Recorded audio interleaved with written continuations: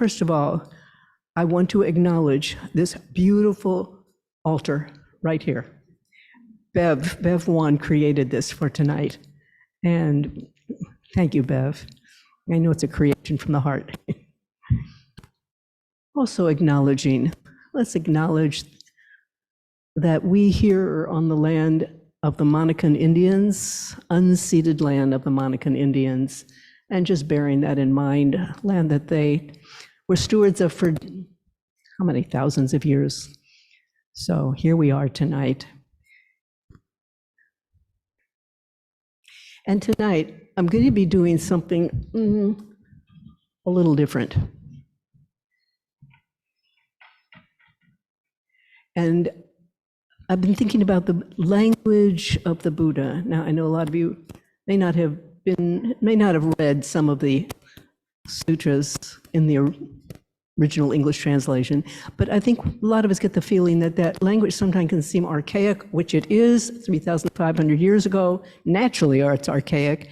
And in addition to that, I think sometimes we can find it feels kind of cool and disembodied. For some of us, I think that another kind of language, namely that of poetry, can feel more both embodied and speak to us, carry more resonance with us. And what I want to do tonight is make the point, try to illustrate that although they come from in very different ways, what they're speaking, it's all the same truths that they're ultimately pointing to. So tonight, what I want to do is talk about poetry, but some of the truths that the Buddha spoke. Now, those of us who, walk the path of inquiry or curiosity, we may find the Buddha's path particularly speaks to us. But those of us who are really more moved by embodiment or emotion, the path of poetry. So I want to try to bring these two together. Same truths, two very different ways of saying it. So what I'm going to do tonight is first have a short talk. Then we'll do a guided meditation, and then we'll have a discussion all together. So I want to start tonight with one of my favorite poems by Mary Oliver.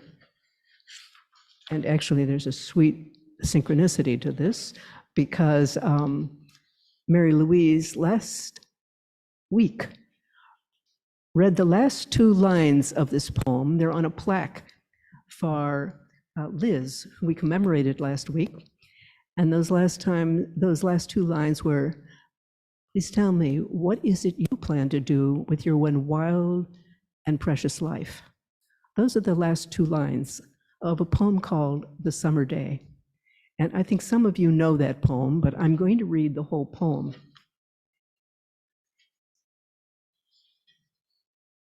Mary Oliver. Who made the world? Who made the swan and the black bear? Who made the grasshopper? This grasshopper, I mean. The one who has flung herself out of the grass, the one who is eating sugar out of my hand, who is moving her jaws back and forth instead of up and down, who is gazing around with her enormous and complicated eyes. Now she lifts her pale forearms and thoroughly washes her face. Now she snaps her wings open and floats away. I don't know exactly what a prayer is. I do know how to pay attention, how to fall down into the grass, how to kneel down in the grass, how to be idle and blessed, how to stroll through the fields, which is what I've been doing all day. Tell me, what else should I have done? Doesn't everything die at last and too soon? Tell me, what is it you plan to do with your one wild and precious life? Mary Oliver.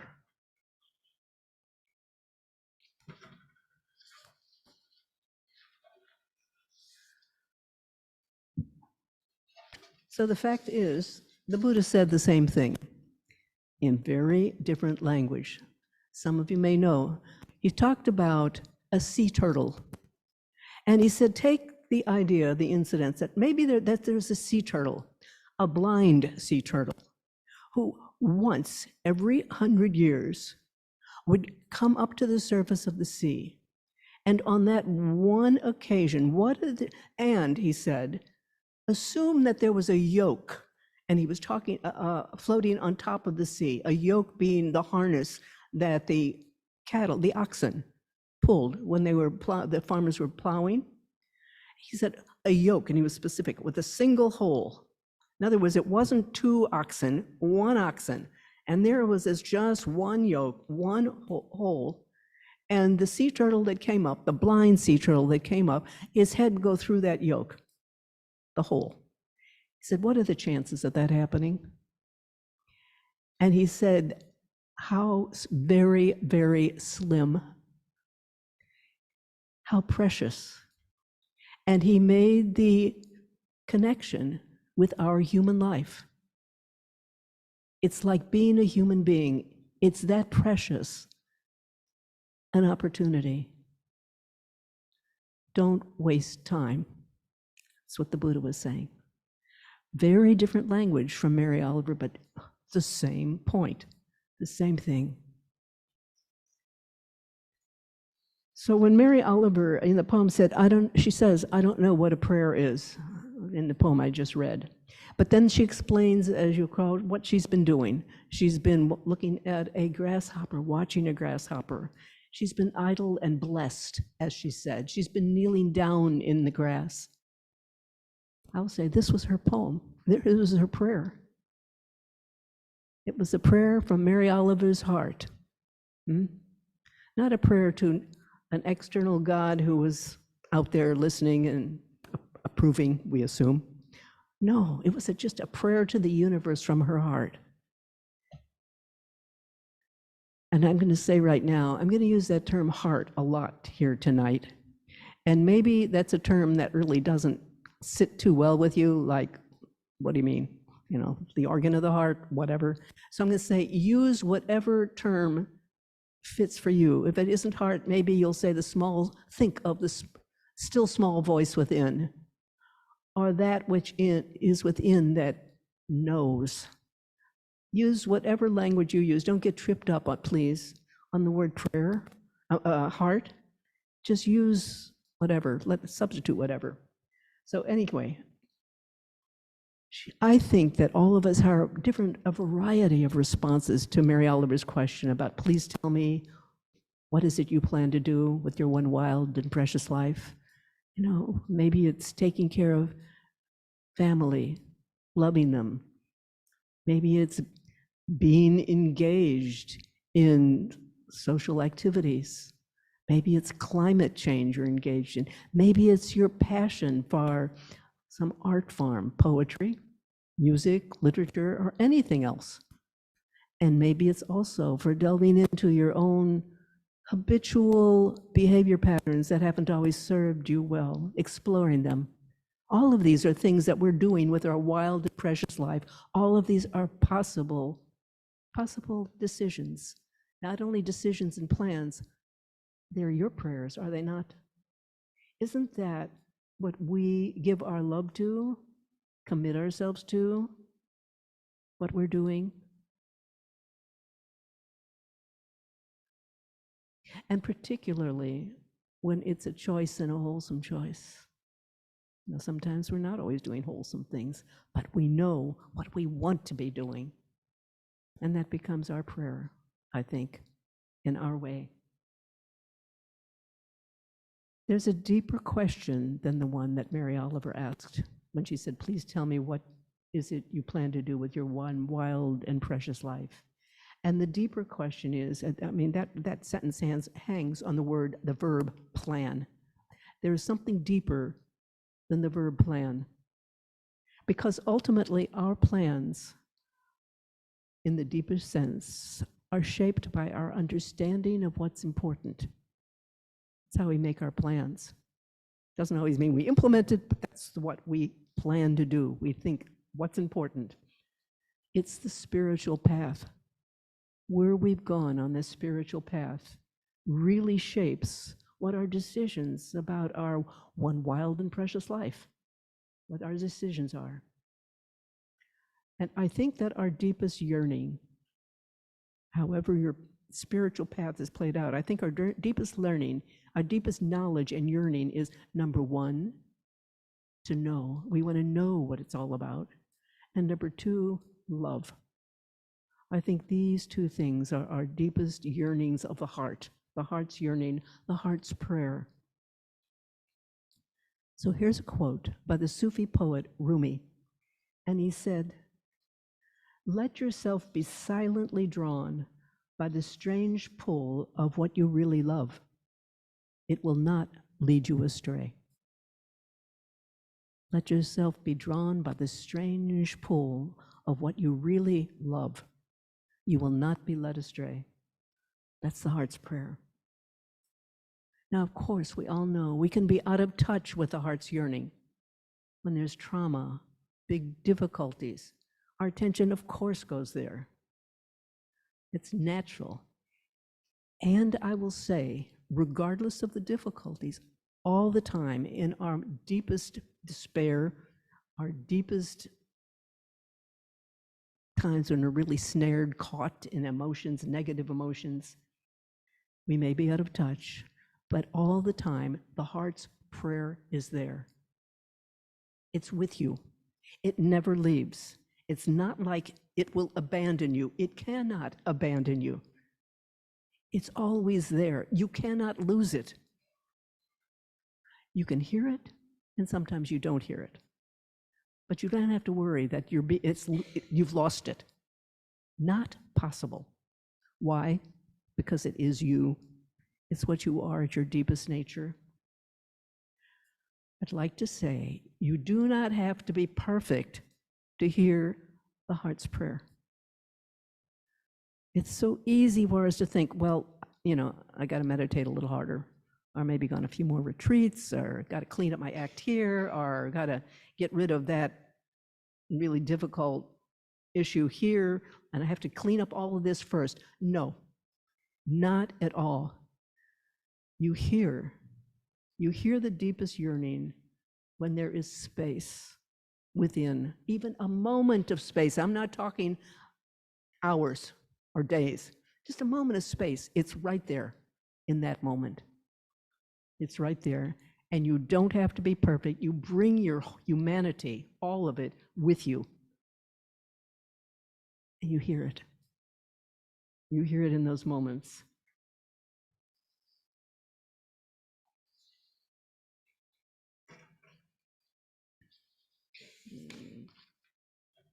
So I'd like to say, talking about the heart's deepest prayer,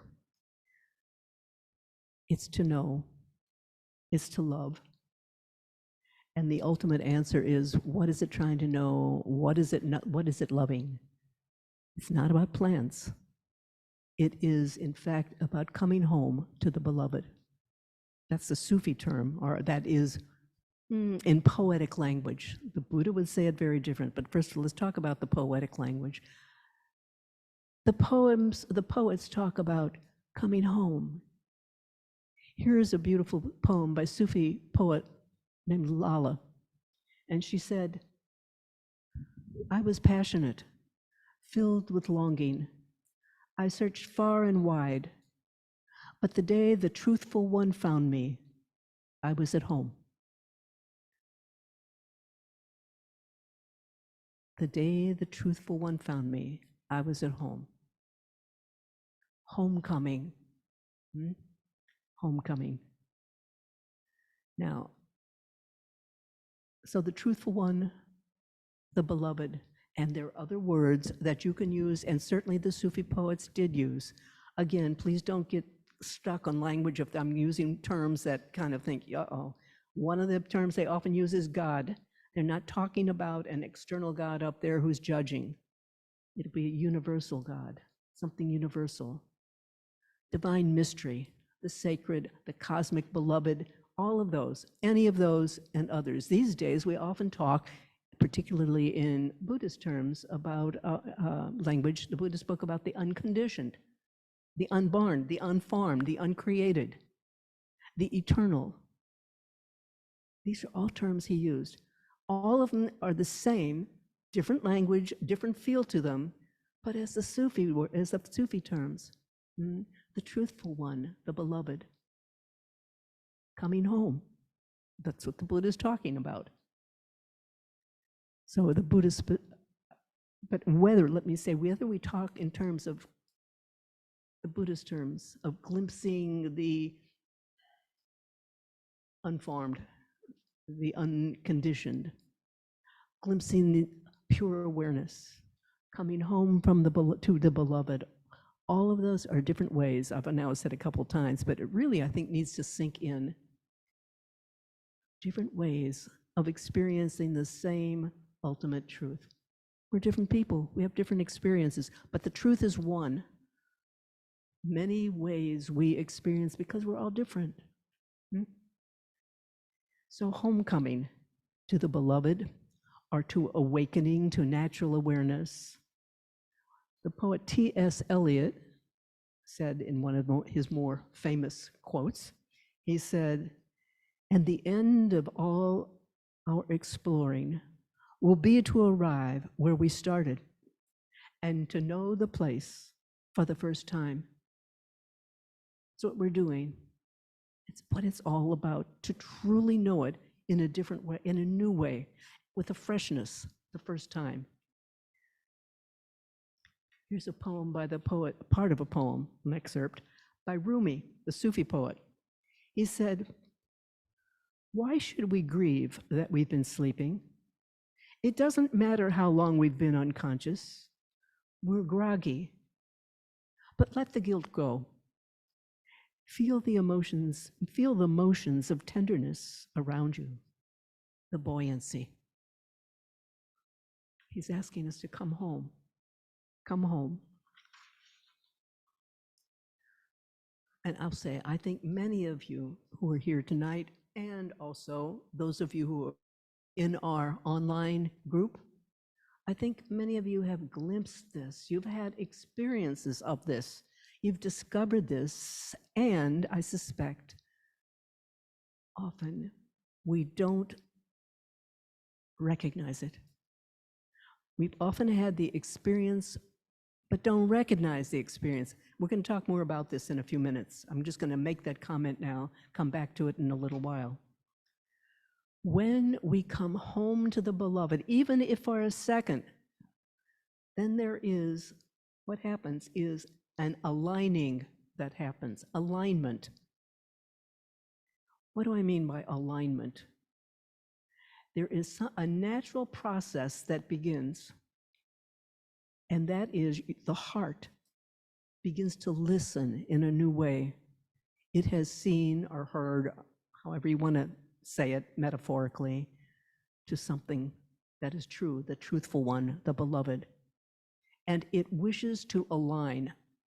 It begins to show in your life without your even making a decision, like you have no choice. It's doing it for you.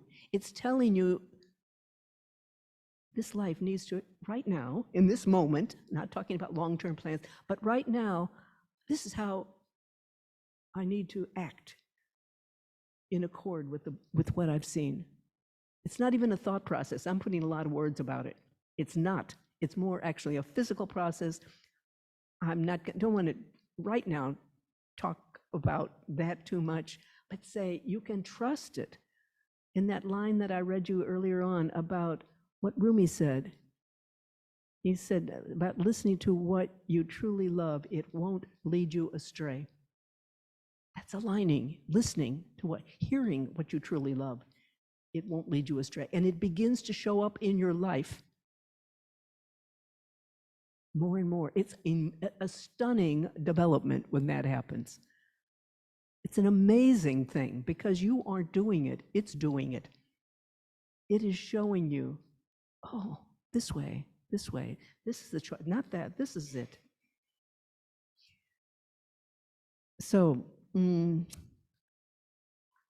some people these days think that social engagement and spirituality are mutually exclusive, like they're two different and maybe opposed to each other. Like the idea of get off your meditation cushion or off the chair and go do something, get involved.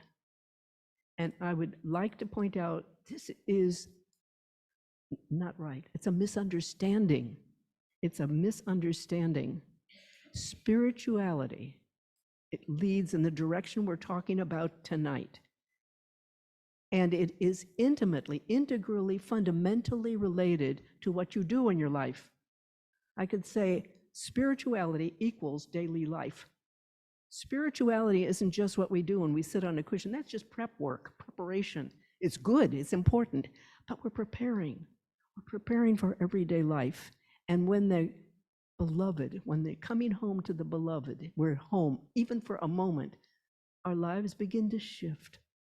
And we begin to make the choices, wiser choices, wise choices. And that includes social engagement, climate work, DEIJ, which IMCC is aligning and committing to, and so many other people in this time of such chaos. So here's, again, to go back to poetry. Hafiz, another Sufi poet, said, "Now is the time to know that all you do is sacred."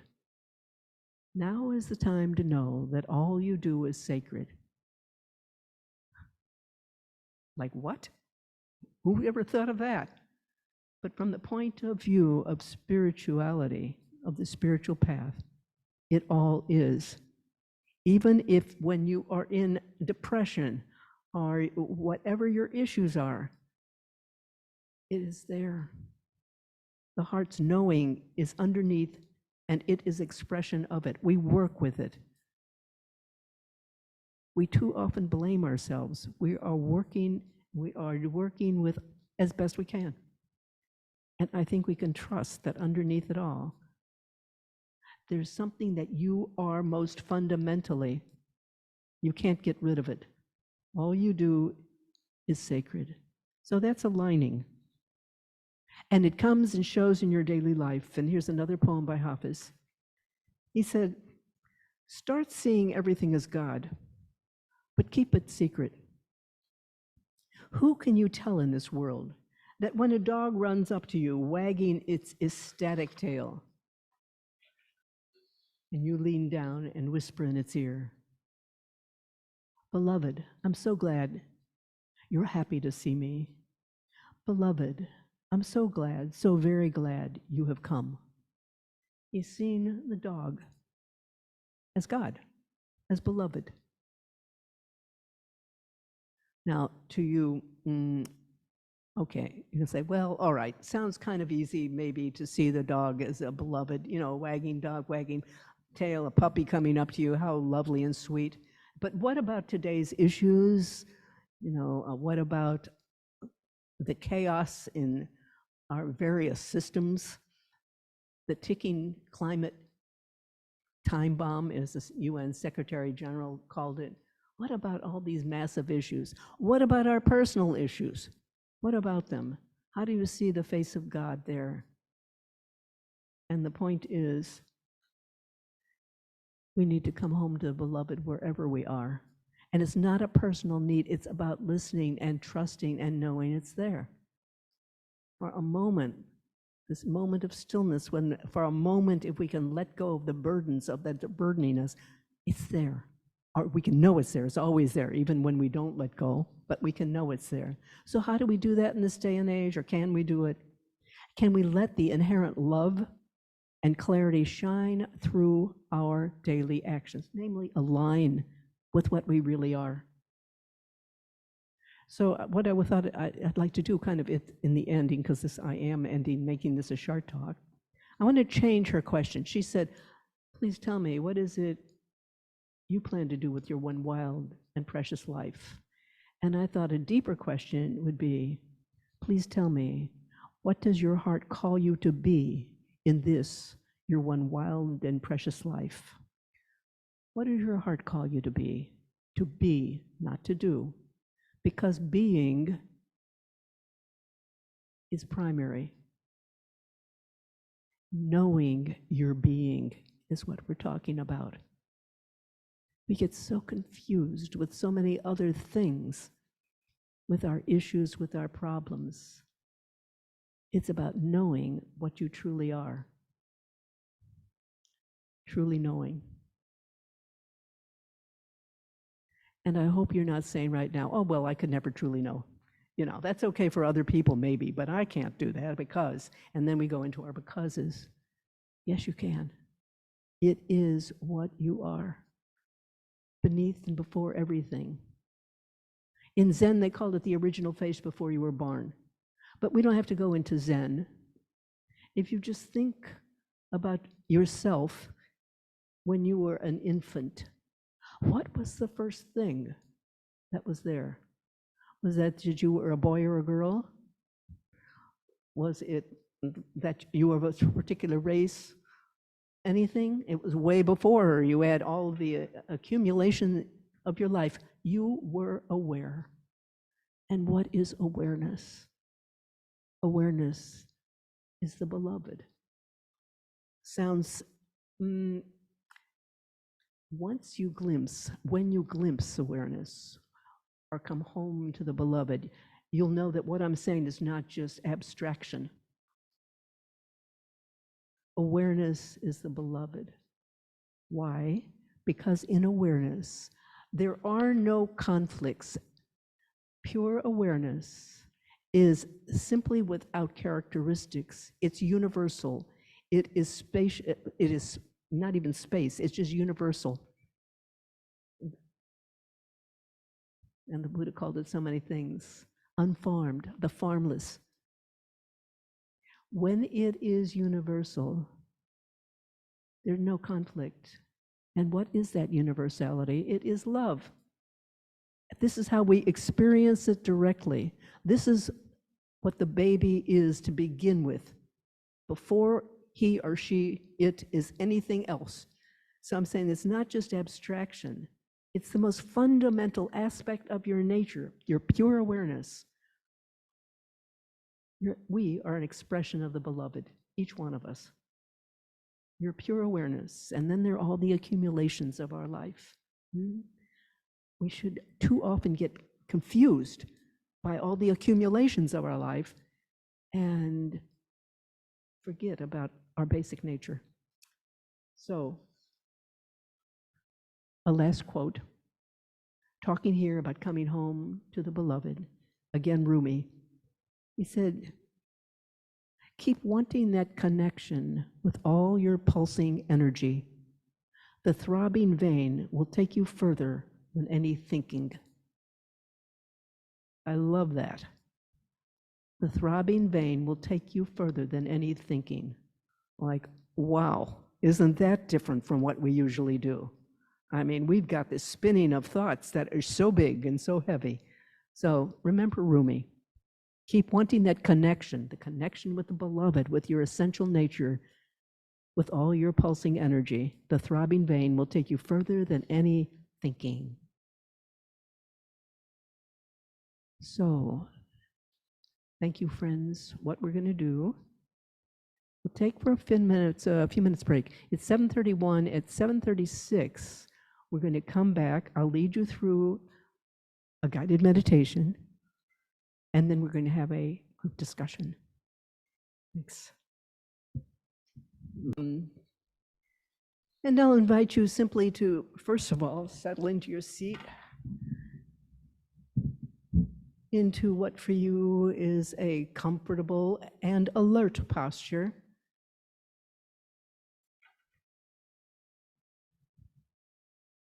And as we start, please take a deep inhale, slow and long, and a deep exhale. And another one, long and slow, letting your breath go down into your belly. And a slow exhale. And now just breathing naturally and allowing your attention to follow your own natural breath.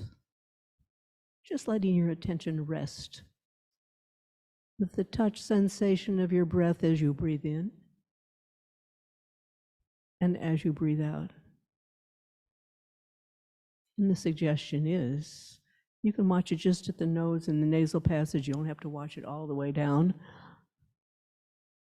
The point is, though, not where you watch your breath, but the fact of watching, of being aware, of being mindful. Oh, what does this breath feel like?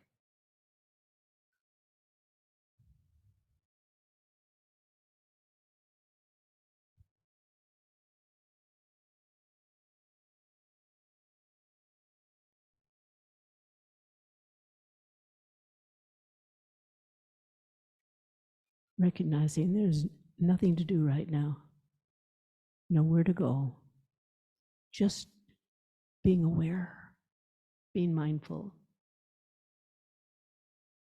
being present to your own breath.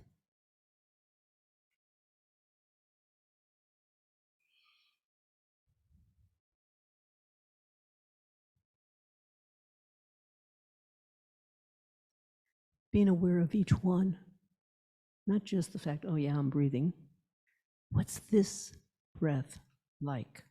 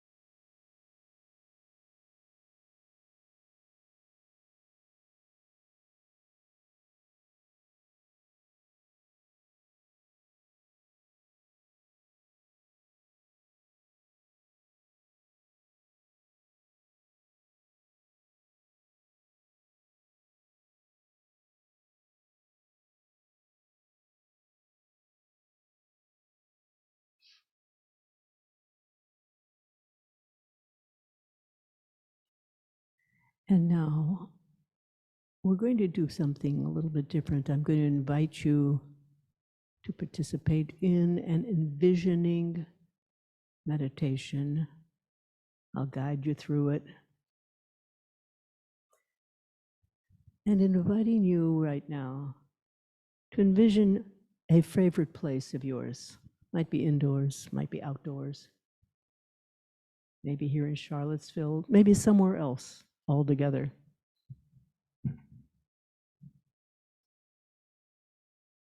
A place that has been special for you, a place where you feel alive,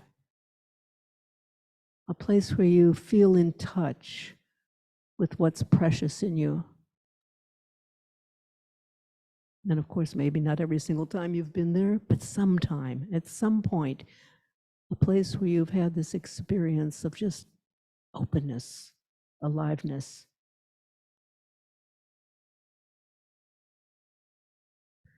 And envisioning that right now you're there, alone, without any time pressure.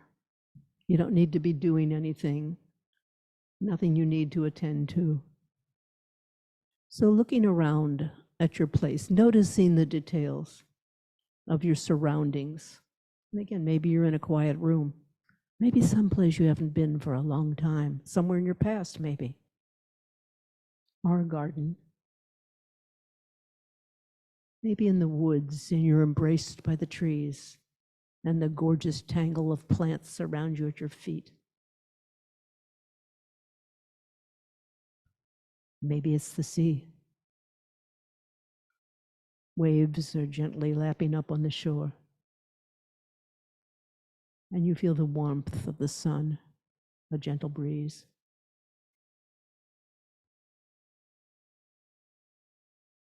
For some of us, it may be a mountain setting with a magnificent view.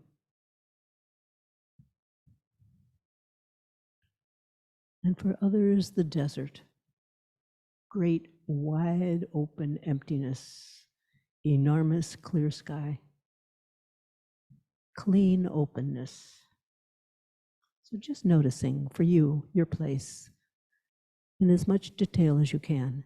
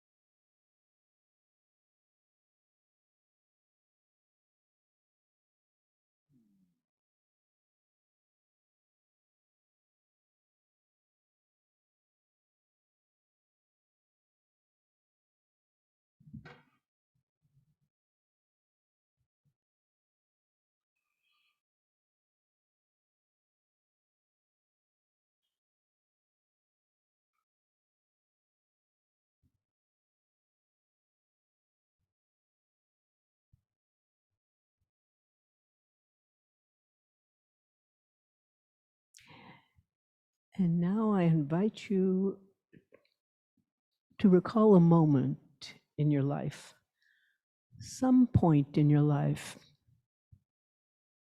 when you recognized maybe something about yourself that you hadn't been aware of before, maybe something positive, maybe something negative, but it was a new, a fresh insight, a moment in which all of a sudden awareness opened.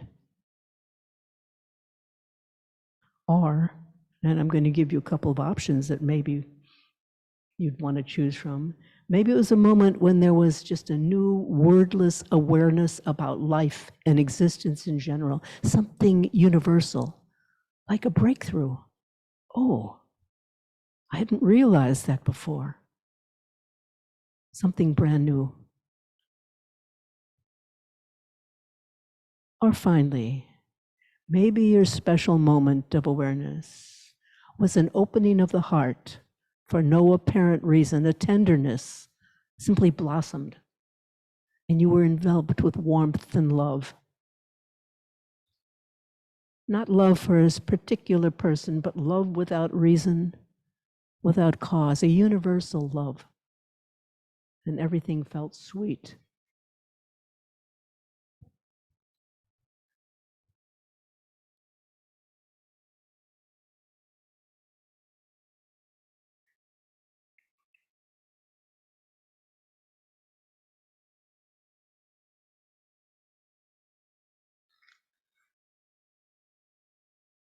Rumi said, "Sometimes you hear a voice through the door calling you. Like a fish out of water, hears the waves. Come back, come back." This turning toward what you truly love saves you. Maybe for you it was a moment like this, a moment of opening to what you truly love.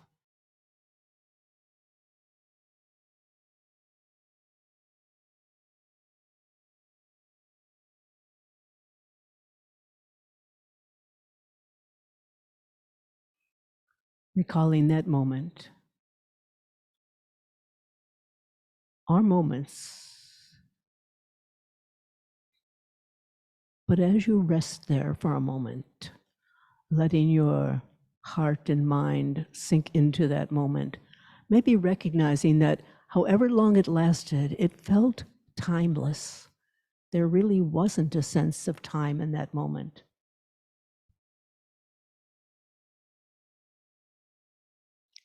And somehow it stands out from other moments, vivid, unforgettable.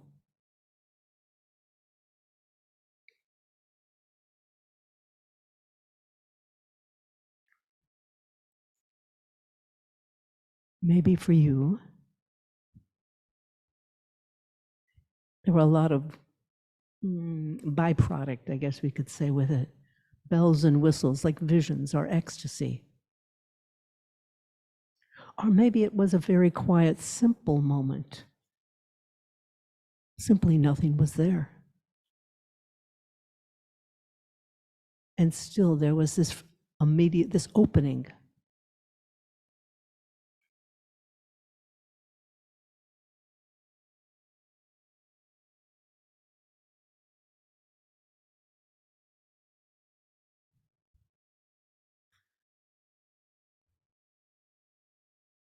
So, and right now, you're invited to do something you may not have done before, and that is paying attention to it rather than simply moving on.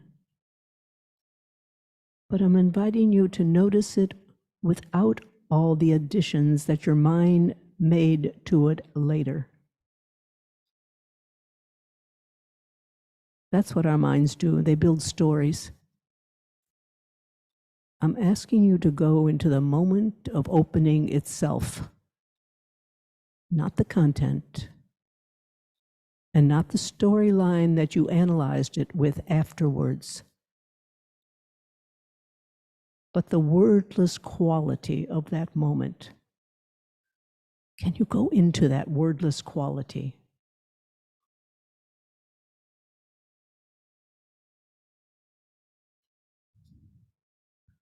That moment when the heart opened or the mind opened and something new showed itself.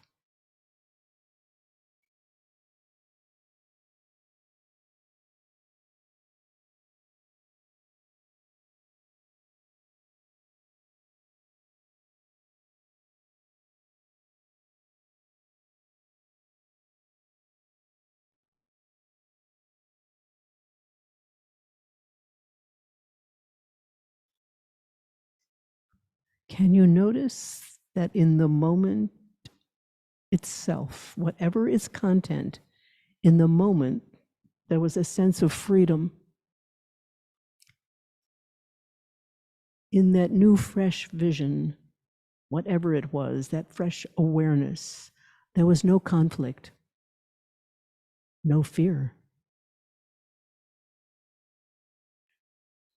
no insecurity or worry.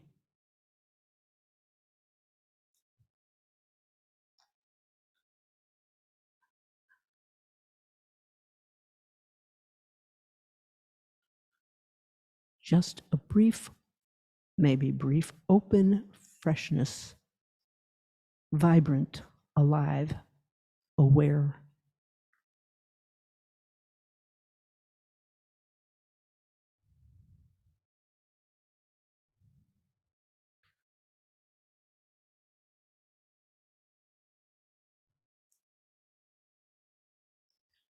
Such a moment is an awakening. It's a glimpse. It's a glimpse of your true nature. It's a homecoming to the beloved. A homecoming to that which you truly are, just for a moment.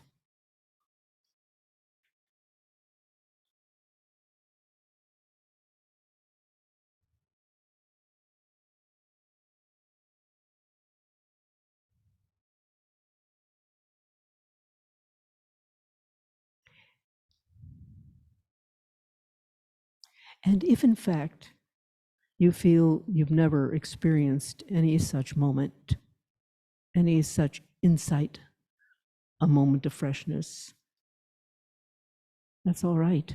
You needn't worry, because it is always there. It is always there waiting for you. Truth, we can call it the truthful one, the beloved, is always there. And when you are ready, it finds you.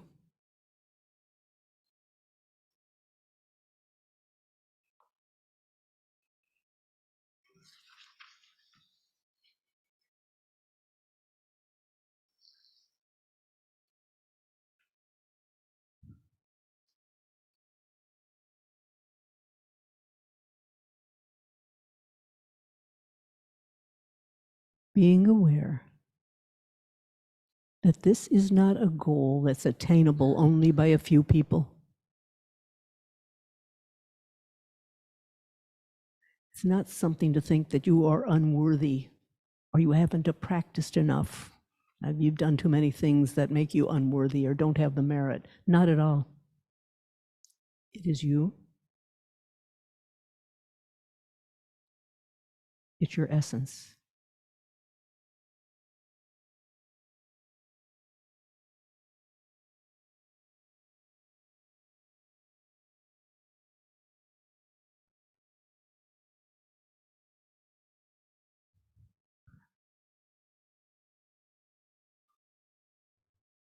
And so seeing that moment in this place where you feel relaxed, seeing that moment for what it was and what it is, why it's one that you still remember.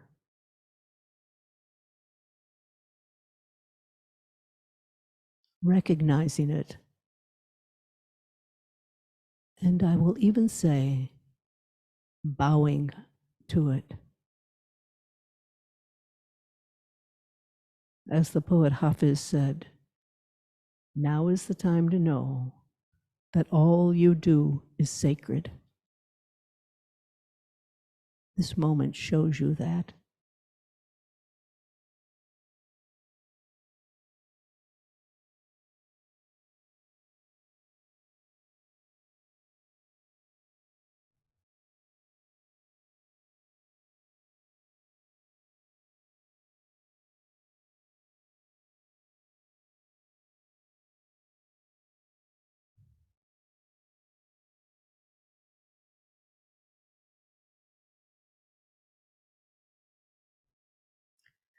The poet Rumi said, the breeze at dawn has secrets to tell you. Don't go back to sleep. You must ask for what you really want. Don't go back to sleep.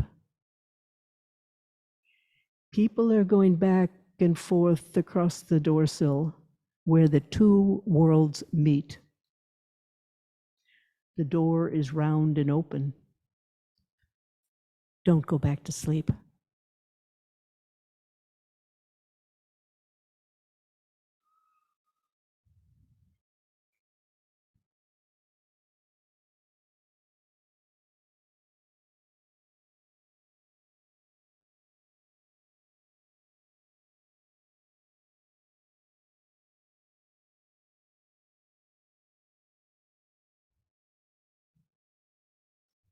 And now we'll continue for a few minutes.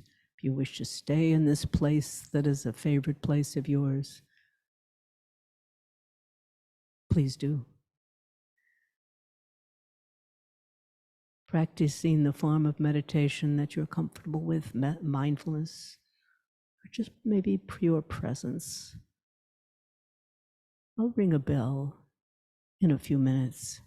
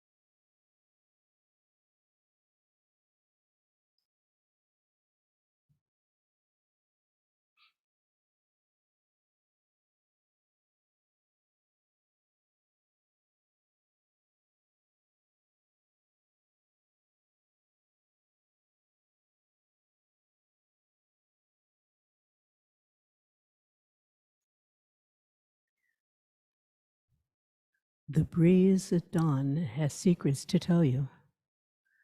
Don't go back to sleep. You must ask for what you really want. Don't go back to sleep. People are going back and forth across the doorsill where the two worlds touch.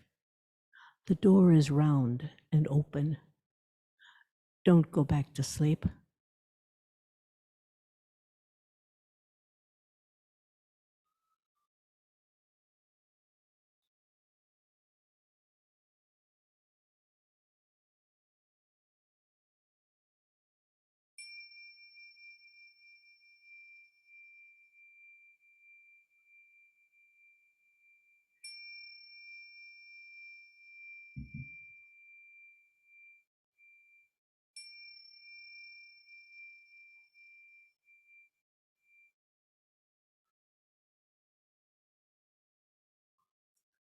Thank you, friends.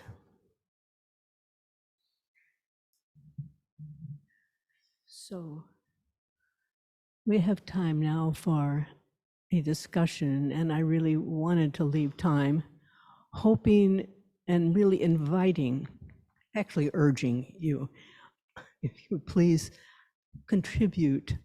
I want to ask, invite you, what was your experience, for one thing, during this meditation, and remembering a time that a moment stood out for you and it was all its freshness in a new way, an opening. Let's invite some comments here. Yes, Matt.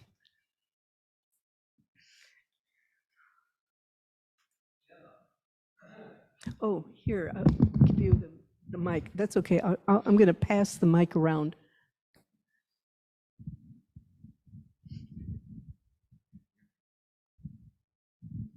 Hey everyone, I'm Matt.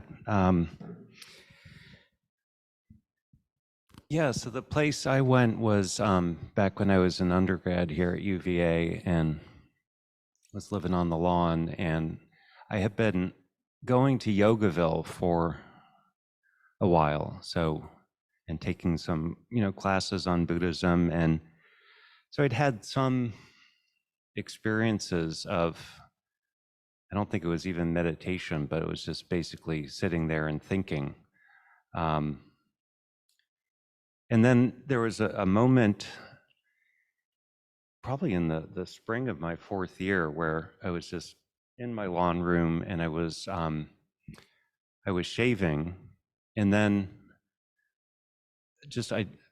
all of a sudden I had no idea who the person in the mirror was. And then it was like time stood still for I don't know how long. It was not a pleasant experience. It didn't feel warm and fuzzy and poetic. It felt cold and dark and lonely. It was so that there definitely wasn't thought going on for however long I was standing there. And when I kind of came to, or I don't want to say snapped out of it, but when I sort of came back into my traditional self, there was this feeling of I didn't know what was real, and it was a sense of not feeling like I was the center of the world anymore. And so, yeah, I kind of labeled it. I mean, I know that I don't want to go into, the story I created around it afterwards, but at the time, I kind of labeled it as, oh, something's wrong with you. You need to go see a psychologist, telling myself that.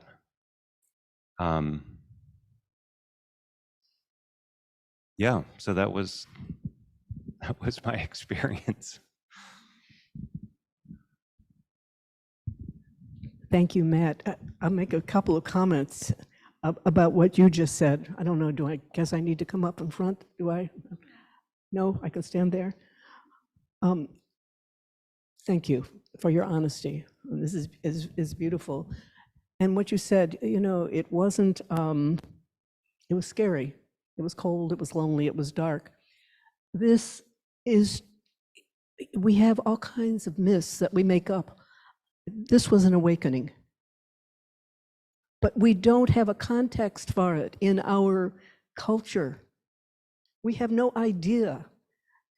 Our mainstream culture never talks about it. So when it happens, as it happened to Matt, like, who knew? How would he know what it was? He built a story about it, like, wow, I need to see a psychologist. This is the importance of us doing this and talking about it. Even if you feel you haven't yet experienced it, you've experienced something, I suspect. Anybody who's been meditating and doing mindfulness has had some kind of openings. Each little opening is a moment where of freshness, where the old falls away. And Matt had a big opening. And so he judged it, as I suspect many of us can. Oh, something's wrong. And it's cold and it's dark. Why? He was no longer the center of the world. You know, no matter what we're doing in our lives, we usually think and feel that it's about us, right? We're the center. Until we recognize, as Matt directly did, oh, something new. He saw a shift, the shift, in which it's just sheer openness, and it's no longer about me in the way that it has been.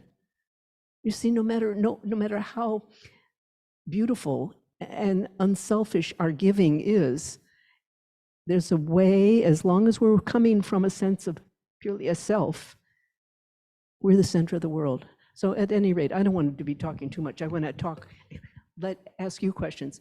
Anybody else? Your experiences. Nancy Elizabeth.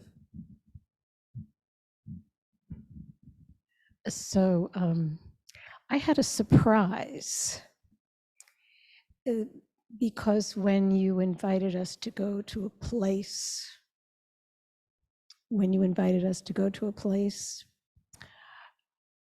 I usually would go to somewhere other than where I live. But I was in my yard and I was with the plants and the butterflies and the birds. And then you gave some other suggestions about places you might go. And I thought, oh yeah, I remember the days I used to go to the beach or the mountains or wherever. But I didn't. It was where I live now. It's kind of comforting, actually.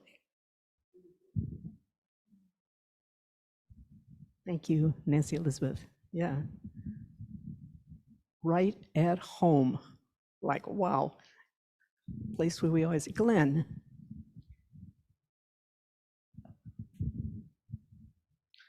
This was probably in the middle of my college career at UVA. I was studying psychology, and it was actually during the pandemic, middle of 2020. And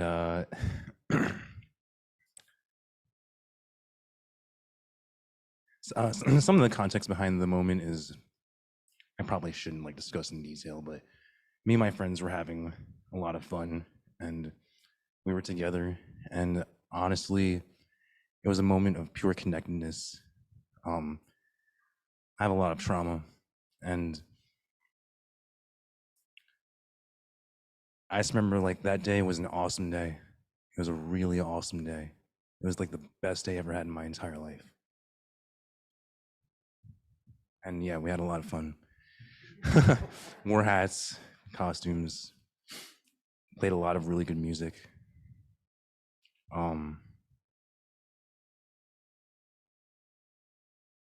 We all hugged each other. Thank you very much for sharing that with us, Matt. Thank you, Glenn.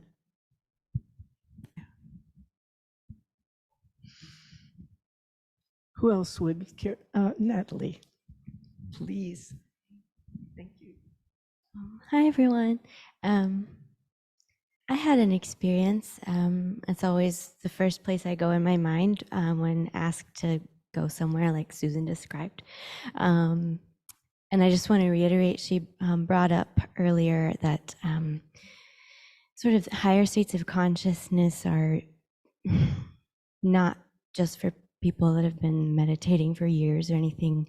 And so where I went was a time when that happened to me. I didn't know anything about anything at all. I was a cynic. And I meditated for the first time, and I went unconscious, and I came back in what I didn't really know at the time really anything about, but it was an egoless sort of nirvana state. And I could go on and on about what that was like, but something that really stuck with me was that there wasn't like a trying to be good or an imitation of this is what good is, so I will act that way because of morals or rules or whatever. It was an effortlessness of just total just compassion and just being your higher self that you didn't even know was real. There was everything felt alive, even inanimate objects, which is very strange to say. But I remember when it was very fresh, I had just woken up, there was a empty plastic water bottle, trash, on my floor. And it felt like there was static electricity in it. It's the only way I can describe, like everything felt like there was a force. And I thought usually I would just get up and just throw that in the trash. But it felt ungrateful. It felt like unceremonious. Junk food was not tempting at all. Water felt, I just wanted to wash my hands forever. It felt so soft. So I could go on and on about all the things, but again, I just wanted to reiterate this happens to anyone at any moment, and it's very real. And this is a big deal. I'm not crying and talking about it at the same time, but it's also very, very interesting. I was able to share this with you guys today because I was actually able to share it on a Zoom call with Byron Katie today, if anyone's heard of her. And that was a really big deal. So this is a big day for me. So thank you for listening. Thank you, Natalie. Yeah. How everything is sacred. That's not just words. Yeah. Yes, it's real. Yeah. Who else? And this doesn't have to be a humongous life-turning event, but it's the opening. This is what we're doing in our, finally, this is where meditation is leading, to these openings.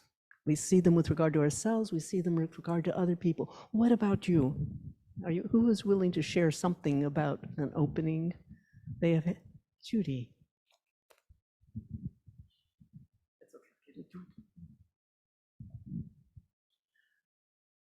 This is much less detailed than everybody else's, but it's kind of something Natalie said reminded me of it, and I was thinking of it at the time that we were sitting together. Just kind of a very momentary thing where, you know how you were saying, Natalie, you didn't have to try to be good, or you didn't have to like play by any rules or something. It was just kind of an absence of efforting, just like, I don't have to keep pushing, I can just be. So that's really just very vague, but. No, it's not vague. That's exactly the point. This is what we're learning. We're so used to, particularly in our culture, of working and efforting and getting better and doing it longer and harder. And that has its place, right? We do need to do some preparation work. We do need to apply ourselves. And then finally, what we realize is, oh, there's no effort in here. It's relaxing. And what really I'm hearing you're saying, you relax into just what is. It already is there. You don't create it. You don't have to be good enough to make it happen. It just happens. So that's why you've heard the words, I know I've said them before, about effortlessness. What does that mean? It means letting go of all that inner need and shoulds that we got to be better, we got to do this. Just in that moment, the effortlessness. And it happens. Thanks, Judy. Yeah. Anybody else, please? Oh, online. Yes, please. Linda. Hi.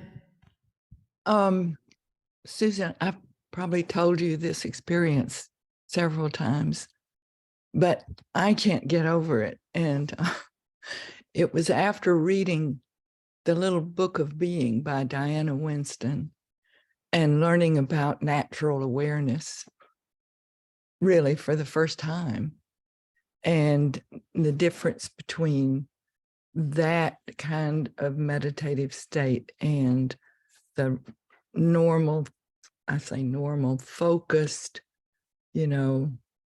breathing deeply, having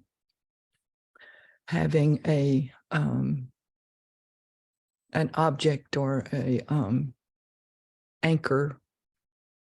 And so one of the chapters in that book was about carrying that natural awareness approach where you're just kind of taking everything in all at one time, not focusing. And she suggested that you try it driving. And so I was leaving my house and going out the driveway and the road up to Rio Road, and it was about a 15-minute drive I was going on to the farmer's market. And I went into a kind of state, and you have just described two aspects of it, and very, very clearly. One being no sense of time. And I don't think in my life I've ever had that experience before, where there was absolutely no sense of time. I wasn't looking at watch. I wasn't thinking how long it's taking. I wasn't thinking somebody's going slow or whatever. I don't remember having a sense of timelessness that strong. And another part was what you just said about no self. There was absolutely no sense of self or ego. And it's kind of weird because one day this week I was also driving, and I came up behind a car that had a little, a little sign on the back. You know how people put those on the back of their car, and it said, "No ego, ? Love." And that's what I felt that day. Is there was no sense of self, no me, my mind, no what am I, or people staying out of my way, no what do I think about this, or do I like or don't like, nothing. It was kind of pure and empty, but rich and full at the same time. And so it felt like what love feels like. Like I was experiencing love, and everything I passed, whether it was a road sign or a traffic light or, the art statues going into Charlottesville, buildings, everything was, somehow seeing it for the first time, like never before, even though I'd taken that drive for thousands of times probably. And so opening, yes, no ego, a sense of love, a sort of a pure gratitude for everything, for whoever put that asphalt down, you know, or whoever created those statues, for whoever was driving that car, you know, and sending them a sense of connection, interbeing. It was unforgettable. Thank you, Linda. Really, really beautiful. And it makes this link, right, between, as she said, it was just a sense of love. It's natural. You don't have to work, oh, I got to love people or love things. I mean, she was loving the whoever put the asphalt down, maybe the asphalt itself. I mean, you just, yeah, it's just natural. And I'm hoping that, I thank you so much for sharing that, Linda. And let's see, I'm hoping that all of you who are here tonight and those of you who are listening or sitting in on our Zoom, you find this touches your heart. Please do not be discouraged if you think, oh my goodness, I've never experienced anything like this. Believe me, it's there for you. It's not like we all have to work for it or be special. It is just what we are. And so it's about, what did Rumi say about the pulsing vein? Want it with all your heart. You need to ask for what you want. And that's not just a word. It's turning the heart to the opening of it. And so, and what Linda said, something when she was talking about our mindfulness meditation is important, and we do it, and we are training ourselves to become aware. And at some point, we need to drop momentarily our awareness of an object. When we are practicing mindfulness, right, we're awareness of our, traditionally, a breath or something else. But awareness of objects, breath, whatever, drops for the moment, and then it's there. So it's training. All of this is about training, and then the moments of opening. And I hope that this will help, this inspired you and didn't make you feel like, oh my gosh, I could never do it, because of course, it's not about you doing it in the first place. It's just there. So I thank you. I will say that if anybody would like to discuss this with me or talk more about it, I've asked Brianna. Brianna, would you put my email address in the chat? You're welcome to get in touch with me. I'd be happy to talk with you more. There it is, susancarolS@yahoo.com. You're welcome to get in touch with me, and we can talk more about it and maybe delve in it more, into it more.